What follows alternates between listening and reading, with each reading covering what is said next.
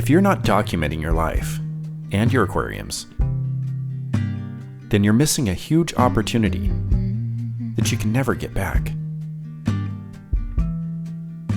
Each day that passes is gone forever. Come on, soft, turn the key and cooler on. There's a pause for relief. Free pass, you don't even have to ask to be the cat in the sun. And you need to record it. You might think you'd be too nervous to start, but there's a secret life hack I'm going to give you to help you cope with that. And stick around to the end, and I'll tack on a reason to film your journey as an aquarist that can add a whole new dimension to your life. And even give you the promise of rejuvenation. Let me ask you something I've been thinking about lately. Do you remember what it's like to be a kid? And I don't mean the things you did, but exactly how you felt. How you felt when you were going for a bike ride with your friends, playing with action figures or dolls, pretending you were on a spaceship or under the sea. It's almost impossible to get back that same exact feeling you had way back in the old days. But it's not entirely impossible.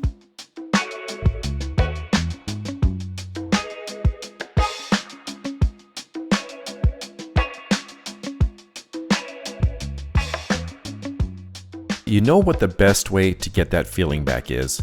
It's those old photos or home videos your parents made of you, right? You dig them out, you give them a look, and you're there. Almost. Or here's a good one. You see something that reminds you of a past that you haven't thought of for a long time. This can send you on a fucking trip. This is crazy, and it's something that actually happened to me. Do you remember that scene in the Disney movie Ratatouille when Ego the food critic takes that first bite of his old childhood dish, ratatouille, and it sends him back to when he was 5 years old? So when Ego takes that bite of ratatouille, it's not like he's 5 years old again. He is that little boy. Well, the same exact thing happened to me, and it totally blew my mind. So I'm 30 years old, and I'm watching an old movie called Slums of Beverly Hills.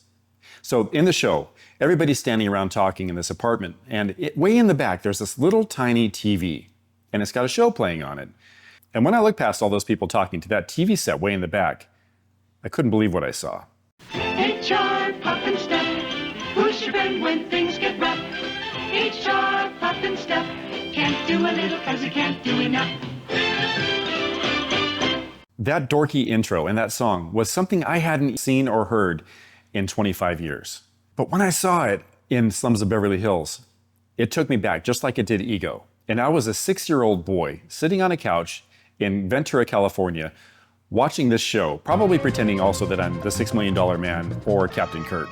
So of course I buy the show, and then I watch it again and again and again. But each time I'm watching it now, the feeling is dissipating a little bit. And now that feeling's gone forever and I can't get it back. But let me ask you, have you ever experienced something that sent you back to a different time period exactly like you were there? Let me know in the comments. My point is, seeing things from our past can give us access to feelings we totally forgot about.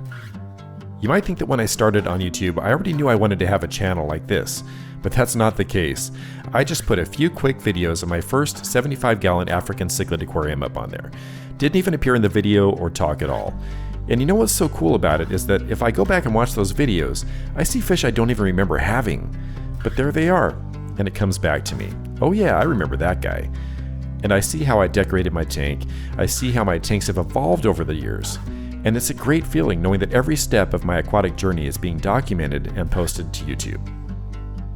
And you can and should do it too. And if you're not, you're making a huge mistake. Here's why. Subscribe or someone dies. Ding ding.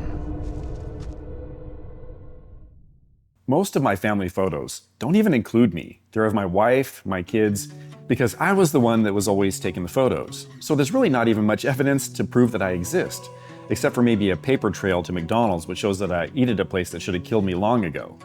I mean, that should count for something, shouldn't it? This is the end, a bitter end, a bit of heaven. So much we said, so much we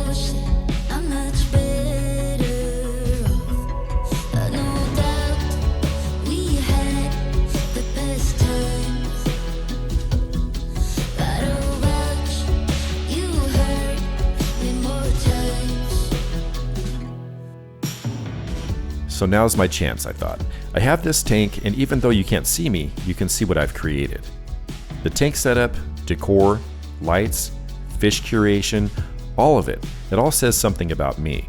And sure, I might be over 50 years old, but it's never too late to start. And I know from my YouTube demographics that a lot of my viewers are over 50 also, might be you. And it's not too late to start for you either.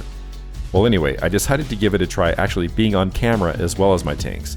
I still remember my first video. Oh my gosh, it sucks hard. I'm just awful on screen. It's like I'm a weird, socially awkward robot. Just check this out. Hello everyone, I'm Dave and welcome to the Cichlid Charmer. Today I'm going to be giving you 5 things to consider before you get an African cichlid peacock hap tank. They're entertaining to watch and they're fun to keep. But the challenge can be a little bit too daunting for someone who isn't prepared for what they're getting into. It's a little bit too daunting. I'm like a socially awkward, robotic serial killer in this video. So why don't I delete this shit, you're probably wondering. Well, believe me, I've been tempted to delete this so many times because I just hate having it out there. But for me, it's not about the destination. It's not where I'm going. It's how I get there. And this video, as bad as it is part of that journey. The journey is what it's all about for me. So I look back and I see this weirdo version of me, and then I see my videos now and I see how far I've come. And I know there's still a long way to go, but at least I'm not that guy anymore. So if I can do this, you can do it too. Show off your tanks, maybe just do the tanks at first. Later you can make some videos, put a little voiceover on them, and put them on YouTube. Then when you feel like it, you can just get into the frame with your tanks also. If you remember my HR Puff and Stuff experience, I no longer had the same memory of the show intro as I had the first time I saw it when I was 30. I've heard it said that when you remember something from your past, you're remembering the memory of the last time you thought about it. The more times you think about it, the less accurate it becomes. Have you ever remembered something totally differently than the way it actually happened? Yeah, you have. For me, it's because I have a shit memory, but for you, it's probably because your mind adds and deletes things to make your story more like you want it to be.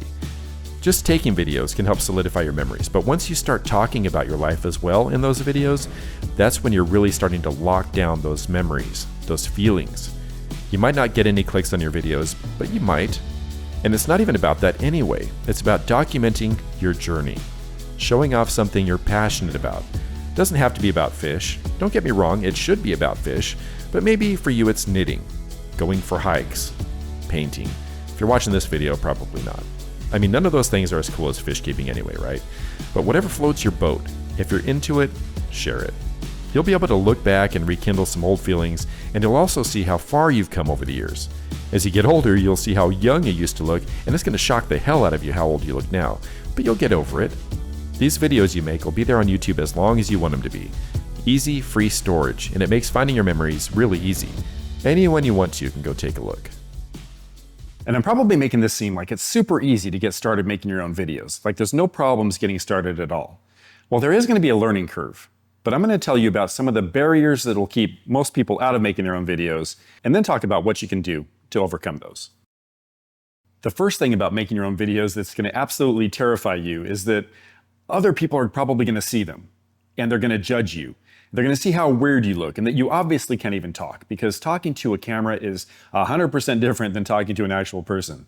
So they're going to see these videos, they'll probably laugh and tell all their friends, and pretty soon everybody's going to know what a ridiculous dork you are. You'll be completely exposed. It's a fear almost everybody has, but I'm going to give you a secret that most people don't know.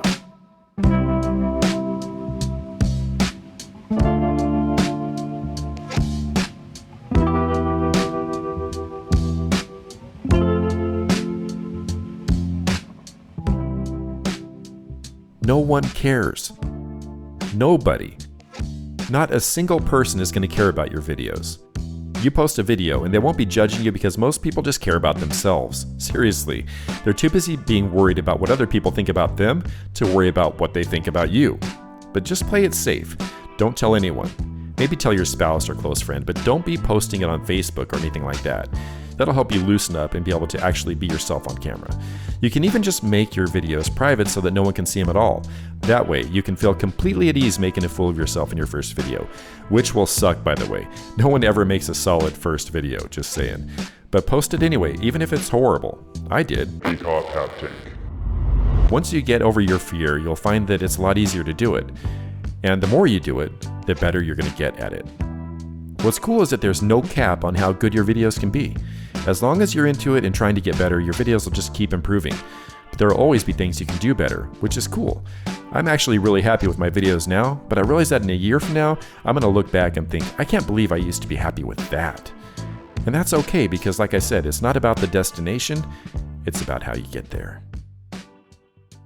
Another common misconception is that you need a lot of fancy gear to make your videos, but that isn't true at all. Really, all you need is one of these. Back to the bone, if you know, you know. Get stupid with the flow, if you know, you know. LONDON, if you know, you know. Come through if you wanna roll, if you know, you know. Most of the shots of my fish on my videos are done with only the camera on my phone. That's it. There are a lot of tricks that you'll discover on how to make those shots look better and more interesting, but you'll figure that out as you go. The phone mic isn't great if you're in front of the camera, but if you're doing a voiceover, you can just hold it up to your mouth and it'll sound pretty good. Or get a small, inexpensive mic you can plug into your phone. Get some cheap lights. My first video lights were like under $100 and they did a great job. Or you can just use window light and it's free. You know, even the editing software I was using up until recently was completely free. DaVinci Resolve. You can just go to their website and download it and use it for free. It's pretty easy to use and it works great. I eventually bought the full version, but it was still only like $300 for this extravagant program that even professionals use. So you don't really need a lot of fancy gear to get your story on YouTube. Just use what you have and build on it later if you like. The most important thing, again, is just to get started. You might be thinking to yourself, you just don't have time to make videos like this. Well, it's true you might not have time set aside for it. It takes me like 10 to 16 hours to make a single 10-minute video. But you can do it in only a fraction of the time. You can just keep it simple. If you do that, you can make a shorter length video and it would only take an hour or so. If that's too much time, then maybe you could just cut back on the time spent doing something else. Watch an hour less TV than usual per week. Get up an hour early one day. I mean, you can get as fancy as you like and spend more time and money on your videos, but you sure as hell don't have to. Keep it simple, especially if you don't plan on growing an audience or getting monetized. Go minimalistic so it doesn't suck up too much of your time. Easy peasy. Get a coffee and get going. Start creating. If you really get into it like I have, it can easily overwhelm your life and make you a zombie because you're only sleeping 4 or 5 hours a night like I do, but I'm sure you'll have more control over your passions than that. I love making these videos so much that I don't mind getting up at 3 or 4 in the morning to work on them for 3 hours before I go to work, but I'm just that way. Here's a cool bonus reason for making your own videos. So when you're planning out your videos and then you shoot them, you edit them, you put them all together to tell a story, you're actually creating art, something that didn't exist before that has value. You might not have a creative bone in your body, but creating these videos packs a power that few other things can give you.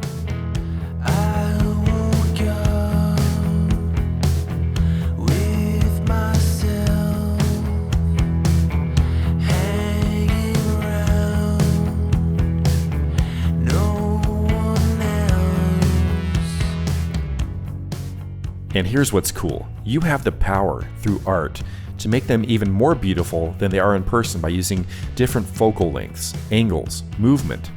Maybe your camera skills are really low right now, but your fish are gorgeous, and all you have to do is capture them. Anything you can add about your personal life to the final equation is just the icing on the cake. Makes the video even better. Creating art, no matter how good it actually is, can add a brand new dimension to your life. Keep you feeling young. If you've been alive for nearly as long or longer than I have, then things get kind of monotonous after a while. Boring. And I'm telling you, especially if you haven't been doing anything artistic lately, or ever, then this new dimension can renew your mind, your spirit. Your entire life can seem fresher than it has in ages. So why not give it a shot? I'm telling you, you'll be glad you did. And you're making a big mistake if you don't. By the time you're watching this, I'll be on my way back from San Diego, just in time to document more of my life. Until next time, that's going to be a wrap.